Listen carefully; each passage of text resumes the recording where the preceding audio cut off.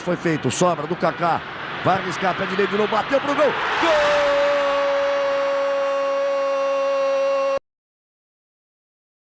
In a football world filled with ego, controversy, and endless drama, only a few players are remembered for pure elegance and sincerity. One of those rare names is Ricardo Izekson dos Santos Leite, known to the world simply as Kaka. Kaka was more than just a great footballer. He was a symbol of a purer era of football. An attacking midfielder who didn't need flashy celebrations to prove his greatness. His touches were simple, yet deadly. Every run, every pass, every shot had a purpose. Born on April 22, 1982, in Gama, Brazil, Kaka grew up in a very different environment compared to many Brazilian footballers. His father was an engineer, and his mother was a teacher.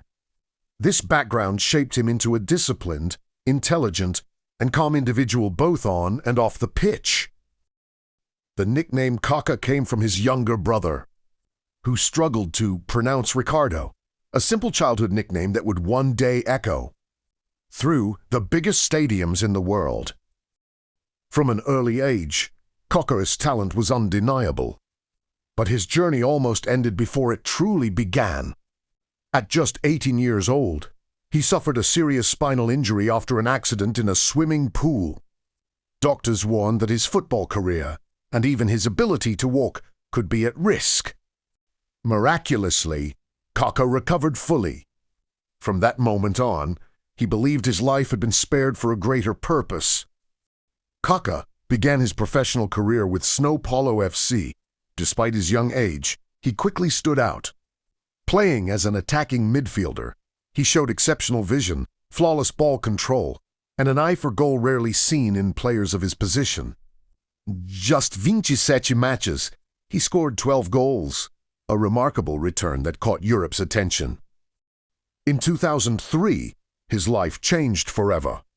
AC Milan signed Kaka for around 85 million, lately considered one of the greatest bargains in football history. Under the guidance of Carlo Ancelotti, Kaka transformed into a world-class playmaker. He wasn't just a creator, he was a finisher. His long strides, explosive acceleration, and precise long-range shots made him unstoppable. Kaka didn't rely on tricks or showmanship, he relied on efficiency and intelligence. Season after season, he became the heart of AC Milan's attack. But his defining moment came during the legendary 2006 to 2007 season, a campaign that cemented his place among football's immortals. That season, Kaka was untouchable. He became the top scorer of the UEFA Champions League, tearing through Europe's best defenses. His performances against Manchester United were iconic, especially his solo runs from midfield that left defenders helpless. AC Milan lifted the Champions League trophy, and the football world reached a unanimous conclusion: Kaka was the best player on the planet. In 2007, he won the Ballon d'Or, beating Cristiano Ronaldo and Lionel Messi to this day. Kaka remains the last midfielder to ever win football's most prestigious individual award. With the Brazilian national team, Kaka also enjoyed major success. He was part of the squad that won the 2002 FIFA World Cup, along with Copa America and the Confederations Cup, although he often shared the spotlight with more flamboyant stars like Ronaldinho. Kaka's role was always vital. He was the balance between creativity and efficiency. However, like many beautiful stories, this one did not last forever. In Arlindo, Kaka made a high-profile move to Real Madrid. It was supposed to be the next glorious chapter of his career.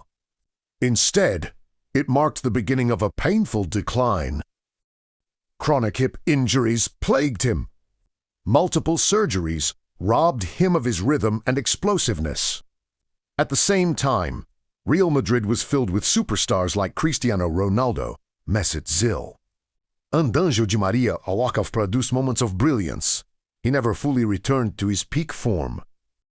Gradually, the spotlight faded. Kaka returned briefly to AC Milan before continuing his career in Major League Soccer with Orlando City.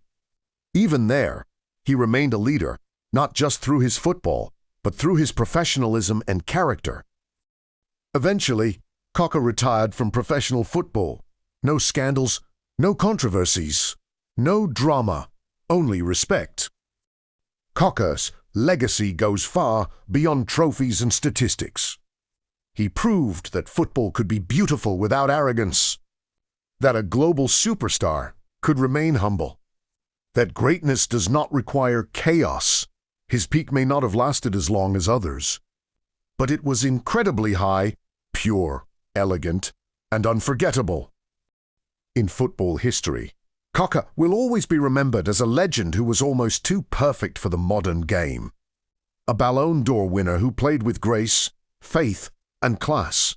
For true football fans, Kaka is not just a legend, he is a reminder of how football was meant to be played.